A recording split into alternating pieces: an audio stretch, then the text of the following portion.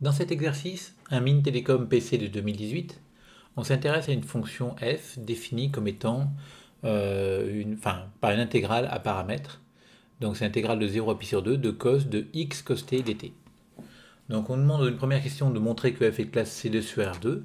Donc en fait on va démontrer que f est défini et de classe C2 sur R2. Et pour ça on va utiliser le théorème de dérivation des intégrales à paramètres. Donc on va poser g de xt, la fonction à l'intérieur de l'intégrale, donc en mettant cos de x cos t. Pour tout x dans R, parce qu'on veut avoir f de classe C2 sur R, donc il faut prendre x dans R. Et pour tout t dans 0 pi, parce que l'intégrale, on la calcule sur 0 pi. Alors on aurait pu prendre 0 pi ouvert en 0, ouvert en pi, mais on verra qu'ici, prendre 0 pi fermé, c'est plutôt agréable. Par exemple, à x fixé, je vais démontrer que la fonction qui a t associe g de xt est intégrable sur l'intervalle que je choisis. Donc là, je choisis 0 pi fermé, ce qui est très pratique parce que j'ai la continuité, donc la continuité par morceau, mais sur l'intervalle 0 pi, qui est un segment. Et donc ma fonction va être intégrable sur ce segment, automatiquement, parce que la continuité sur un segment implique l'intégrabilité. Après, pour tout t dans R, je veux voir classe C2, donc il faut que la fonction qui a x associée de xt soit classe C2.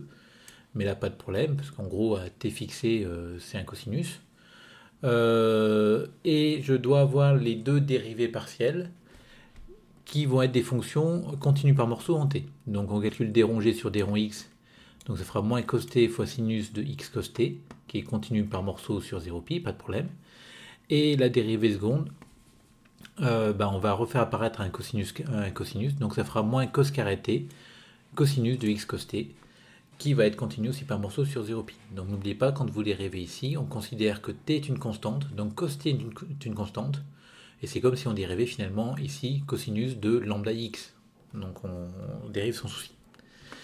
Bon, enfin, dernière hypothèse à vérifier, on doit l'hypothèse de domination.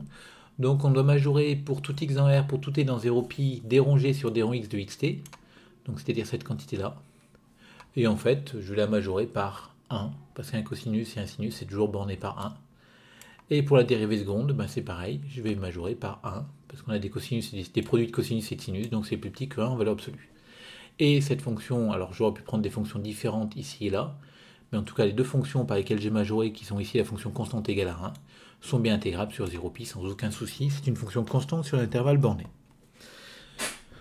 Bon, toutes les hypothèses sont vérifiées, donc je peux conclure, d'après le théorème de dérivation des intégrales à paramètres, que f est de classe C2 sur R, et pour tout x dans R, f' de x c'est l'intégrale de la dérivée ici, d rond g sur d rond x, donc cette fonction-là, sur 0 pi, et la dérivée seconde, c'est l'intégrale de d de g sur dx2, donc cette fonction-là, sur 0 pi aussi. Donc ensuite on nous demande de calculer x f seconde plus f' de x plus x f de x. On va ici prendre juste le xf seconde plus xf de x, donc qui s'écrit sous cette forme-là. Pourquoi on prend ces deux-là? Parce qu'on a dans les deux cas du cosinus de x cos t, alors qu'avec le f' on a du sinus de x cos t. Donc on va regrouper les cosinus de x cos t ensemble, donc on a ça. Et donc 1 moins cos carré, ça fait sin carré. Et l'idée, ça va être de faire une intégration par partie, en écrivant finalement cette intégrale-là, comme étant égale à l'intégrale de sinus t fois x sinus t cos de x cos t dt. Donc on va poser u' égale cette quantité, qui ce primitif serait bien passé du u' cos de u. Donc cette primitive, alors à un signe près, cette primitive en moins sinus de x cos t. On va prendre v égale le sinus qu'on dérive. Mes deux fonctions sont classées 1 sur le segment 0,1, donc là on n'a pas de problème, c'est l'intégration par partie classique.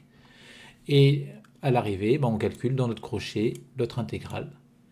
Et on reconnaît ici cette intégrale-là, qui n'est autre que l'intégrale, que moins f' de x. Dans le crochet, en 0, ça fait 0 parce que le sinus s'annule. En pi, ça fait 0 aussi parce que le sinus s'annule. Donc on tombe bien sur x f seconde plus f' de x, plus xf de x, égale moins f' de x, soit mon équation différentielle, qui est vérifiée ici. Alors bon, on a trouvé une équation différentielle vérifiée par f. Alors ensuite, on nous demande est-ce que f est développable en série entière.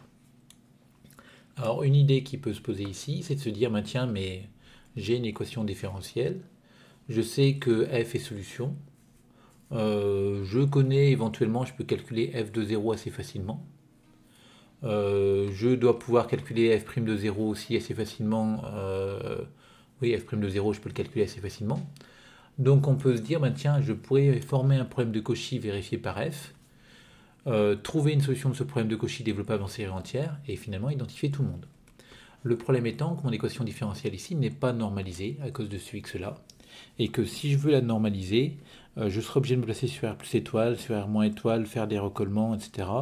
Et en tout cas, mon problème de Cauchy ne s'appliquera pas parce que je connais la valeur de f en 0, et dès que je vais normaliser, le 0 ne sera pas dans l'intervalle sur lequel on va résoudre l'équation différentielle. Donc c'est une fausse bonne idée ici. Donc on va plutôt partir de l'expression de f donnée au départ, et on va essayer d'écrire f comme étant l'intégrale d'une série, de la somme d'une série, et d'intervertir les signes somme, le signe somme et l'intégrale. Donc pour faire ça, on va se servir naturellement du développement en série entière de la fonction cosinus. Donc la fonction cosinus, elle s'écrit sous la forme somme des moins 1 puissance n x de n sur 2n factoriel pour tout x dans R, le rayon de convergence est plus infini. Donc pour tout t dans 0 pi, comme, alors c'est pas écrit, mais on va fixer un x, là on fixe un x, et pour tout t dans 0 pi, x cos t c'est un réel, donc j'ai le droit d'appliquer en x cos t, et j'obtiens une écriture ici, un développement de ma fonction cos de x cos t. Ensuite, on va poser fn ces fonctions-là. Donc notez bien qu'en fait ici on a fixé un x, donc mes fn vont dépendre de x. Et ces fn là, on va vérifier maintenant qu'on peut intervertir l'intégrale et ce signe somme. Donc il faut vérifier, enfin on va utiliser le théorème d'intégration terme à terme ici. On aurait pu éventuellement faire une convergence dominée sur la suite des sommes partielles, parce que là, la suite des sommes partielles, on pourra peut-être en faire quelque chose, quoique, enfin c'est pas complètement évident, mais on pourrait peut-être l'utiliser, à voir. Mais le théorème d'intégration terme à terme va très bien marcher. Donc on pose les fn des fonctions à l'intérieur de la somme. C'est des fonctions qui dépendent de x, mais mon x pour l'instant il est fixé, c'est un réel quelconque fixé. Ma fonction fn, elle va être continue sur le segment 0π, donc elle va être intégrable sur 0π, pas de problème. En plus, par positivité d'intégrale, quand je vais calculer l'intégrale de la valeur absolue de fn de t dt, ça va être plus petit que l'intégrale du x de n sur factoriel de n dt entre 0 et pi. Et comme c'est l'intégrale d'une constante, ça va faire pi fois la constante. Ensuite, on doit démontrer que la somme des fn de t converge simplement. Mais c'est le cas, c'est par construction des fn. On a construit les fn pour qu'il y ait convergence simple. Donc la somme des fn de t converge, d'ailleurs je peux éviter de mettre le 2t ici, mais c'est la série des fn qui converge simplement sur 0π vers la fonction t associée cos du x cos t. Et cette fonction-là est bien continue, donc continue par morceaux sur 0π. Enfin, je dois démontrer que la série des intégrales de la valeur absolue de fn converge, mais on a démontré que l'intégrale de la valeur absolue de fn était plus petite que cette quantité-là, enfin comprise entre 0 et cette quantité. Or, la série des x de n sur 2n factoriel va converger.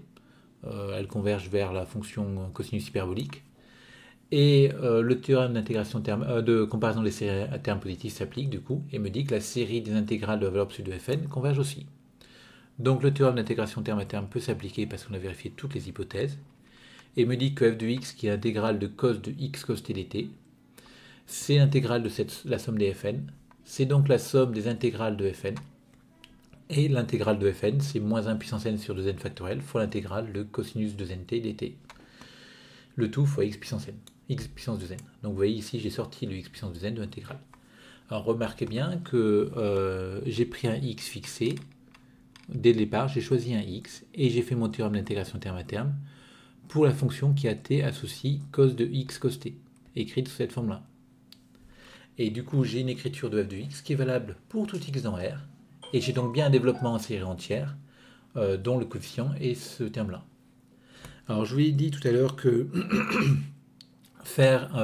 résoudre l'équation différentielle en cherchant une solution développable en série entière n'était pas une bonne idée, parce qu'on avait des problèmes de recollement. La valeur où on connaissait f, c'était en dehors des intervalles sur lesquels on allait pouvoir résoudre, etc. etc. Et donc, il y a notamment le problème de Cauchy qu'on ne pourrait pas utiliser, donc on n'aurait pas tout un tas de théorèmes. Maintenant qu'on sait que f est développable en série entière, on peut chercher une solution de mon équation développable en série entière, et avec un peu de chance, on pourra les identifier et retrouver comme ça la valeur de ces intégrales-là.